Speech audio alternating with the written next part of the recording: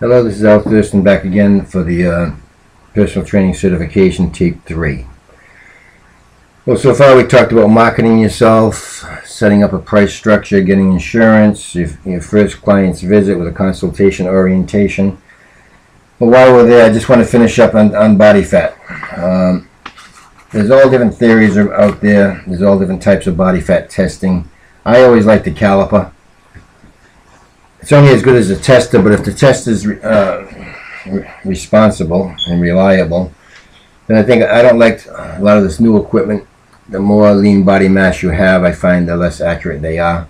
They have gotten a lot better over the years. But I still like the caliper. You can get calipers from a cheap plastic $20 caliper to the Skindex digital caliper, which I use, is about $500. It has different, when you buy it, check what theory you want to use. There's different types of programming on some of the Skinfold calipers. But the main thing is to be consistent and don't lie to your client. I've seen so many trainers each week take a little bit less just so the client feels better, and eventually you tell them how fit they are. Then sometimes they come to see me and get checked, and I tell them how wrong you were. So be consistent. The caliper I use is programmed to do bicep, tricep, subscapular, and oblique. So when you're doing the bicep, you're going to have them flex the bicep. You're going to go midpoint between front deltoid and elbow. You're going to have them contract the bicep, always on the right side unless they have a deformity. Squeeze whatever's not lean body mass. So get to the peak of the bicep with your finger, pinch it, sink the caliper just below your finger, about a quarter of an inch deep. That way you can't cheat too much. So I never take the flesh more than a quarter of an inch inside the pincher. So you want to keep, you don't want to be going, even though the fat may be that, keep it always a quarter of an inch, but as the skin thins down, the fat thins down, you're going to get a more accurate reading. So click the go to the bicep, find out what's not lean body mass, what they can't contract, click it, record the number. Then go tricep, have them put the arm straight down. I have them contract the tricep, get midpoint between rear deltoid and elbow.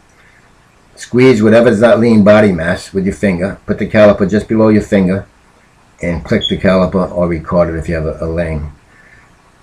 Then you're going to go subscapular off the shoulder blade. You're going to go about 3/4 of an inch below the shoulder blade at a 45-degree angle. You're going to have them stand up straight, put their arms down, and just grab whatever's not lean body mass. You can't really, you can try to contract, but I have them relaxed. I just grab in there and I just feel what's not at a 45-degree angle, what's not lean body mass. Put the caliper on below your finger and click it. Then you can either go to the oblique, find the hip bone, come up about a 3/4 of an inch above the hip bone at a 45-degree angle and grab the oblique, whatever's not lean body mass. Or you can find the hip bone and the navel and go midpoint and abdominal. They're both fine. I find maybe sometimes it's easier to do the midpoint between hip and abdominal. Then you can find a better separation. Sometimes it's harder with the oblique to figure out what's fat and what's lean body mass. So be consistent on the location. Be consistent on the depth. And don't lie to your clients. It is what it is. If they saw results that week, great. If they didn't, then figure out why they didn't. So check their body fat. Some of the machines come with a chart you have to use based on sex, age. Some of them are programmed and you just have to turn the dial based on sex and age. The Skindex I use, it has the dial for the age and the sex. I've always kept all men on 2, all women on 7. That's what you're supposed to do with athletic type people. So if they're coming to see me, they're either going to get athletic or they probably won't be around too long.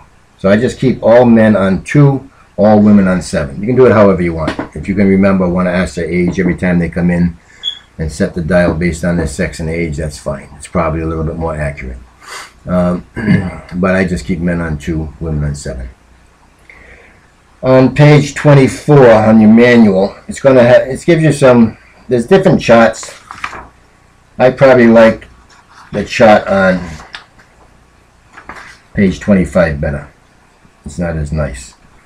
Now, clinically obese, morbidly obese would be 40 plus 45, 50% body fat. That's morbidly obese. Unhealthy, clinically obese. For a male would be over 22. For a woman it would be 35 and higher. Fatal fat for a man would be 18 to 22, 28 to 35 for a woman. Fatal acceptable 15 to 17 for male, 23 to 27 for a woman. Fit and lean 11 to 14 for man, 19 to 22 for a woman. Excellent, very lean, under 11 for man, under 19 for a woman. Again, I like to get all my men under 16%. Under 16%, they're going to be relatively healthy. 8 to 12 is real fit and athletic.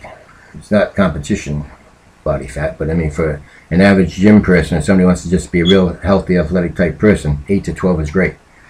Women, most women feel pretty good about themselves 18 to 22. If they really want to be more serious, 14, 16, but it's probably not healthy to be much under that for very long periods of time anyways. The natural bodybuilding women, some of them get down to 8, showtime. Like fitness girls, somewhere 10, 12, showtime. Pageant girls, 14, 16, 18, showtime. But an average woman in the gym, 18 to 22 is pretty good. 16 to 18 is really good. So find out what they're trying to accomplish and have them reach their goals. If they're doing things right, they should be able to lose 0.5% to 1% body fat per week, which is 0.5 pound to 1 pound per 100 of fat tissue. Their goal should never be the scale. Their goal should be get their body fat where it belongs. Every doctor chart, if a bodybuilder went in or a fitness girl went in, they would say they were morbidly obese based on sex, age, and height. So you have to take under consideration lean body mass. Lean body mass has weight. People say a pound of muscle weighs more than a pound of fat. A pound is a pound. It's the same thing, except for it's less fat is less dense. It's more bulky. So it's still a pound, but it takes up more space. So don't worry about what you weigh. Worry about your body fat. Tell your clients, stay off the scale. Get on the scale once a week. Same time of day, same scale, same lifestyle conditions. If it's a woman getting ready for a period or she's been flying, retaining fluid, high sodium, went out to eat, fat loaded the last day or two, and she's holding, sodium, holding water weight, PMS, whatever, stay off the scale. So, but otherwise, once a week is fine. You shouldn't get on the scale every day. There's no way you're going to fluctuate with fat from day to day. The only thing you're doing is fluctuate with fluids. So, don't worry about your weight. Worry about getting your body fat where it belongs, and what you weigh doesn't matter, as long as your body fat and your lean body mass index is where it belongs. So again, try to get your clients to stay off the scale. You should weigh them in, check them once a week under the same lifestyle conditions. Don't play games with the caliper. Be consistent on your location and your depth, and figure out if it's not working, why it's not working. And on your weight, well, do I want to get into that right now? Well, basically on the exam, one of the questions was how much % body fat can you expect to lose over a 3-month program? Well, it depends on where they're coming from. If it's somebody already fit and lean, then they're not going to lose all that great of percentages of body fat. If it's somebody morbidly obese, then yeah, they're going to lose a ton. But a half a percent to 1% is considered to be a successful program per week. So I would say the average client, if they eat right, train right, and do cardiovascular exercise correctly, over a 12-week period, they should be able to average a 0.5% body fat per week loss. If they kill themselves and they're a fanatic, maybe 1%. The first week, they may see a big drop because they're flushing out a lot of fluids, and the scale's dropping, and the skin's getting rid of a lot of fluid underneath there. So the first few weeks would be the easiest. Always check your body fat too before they train. You don't want them to be all pumped up. You want to train them before you work out. And I usually try to do it towards the end of the week, because usually if they're going to go out and fat load, it's going to be on a Friday or a Saturday. So if I'm seeing my clients during the week, I'll try to weigh most of them in on a Thursday or a Friday. It's more accurate. So that's about your body fat. But again, trainers, don't lie. It will catch up with you in the end. I've seen more people get frustrated and come see me saying the trainer said they were so and so, and I check them. It wasn't even close. So be consistent. If they don't see results, and figure out why. Now I'm going through on the manual. There's lots of different orientation consultation forms. So pick the one you want. There's different samples I've used over the years. There's a lot of different charts and forms you can copy and figure out. There's tons of them. The manual is not glamorous, but it's about 300 pages of stuff I've used over the years. Has a lot of good information. But you'll have one by the time you get this far. Hopefully, if you're going to plan on getting certified, send the payment in or send your deposit, and you'll get the manual, so you can study the manual as you're watching the videos. The next section would be nutrition. I'm going to talk a little bit about it in the next tape. This is tape 3. Tape 4 we'll spend just on nutrition. But basically, a weight loss program, your client has to burn more than they consume without going into a starvation mode. So again, you don't want to starve people, but again, they have to be active. They have to burn more calories than they're consuming to transport fat into energy without going into a starvation mode, because if they do, they'll just mess up their metabolism. On a weight gain program, it's just the opposite. They've got to consume more than they burn. So on a weight loss program, usually with the women, depends on where they're coming from, but if an average woman, usually 12 or 1,300 calories. There's no way you're going to see a woman lose fat on 2,000 calories. It ain't going to happen unless they're a real hardcore athlete. But most women, I try to get them on somewhere between 1,000, 1,200, 1,300 calories. The men, I usually try to get them on 2,000 or 24 calories and make sure their expenditures through exercise and cardiovascular exercise will be great enough so they can transport fat into energy without going into a starvation mode. On a weight gain program, it's just the opposite.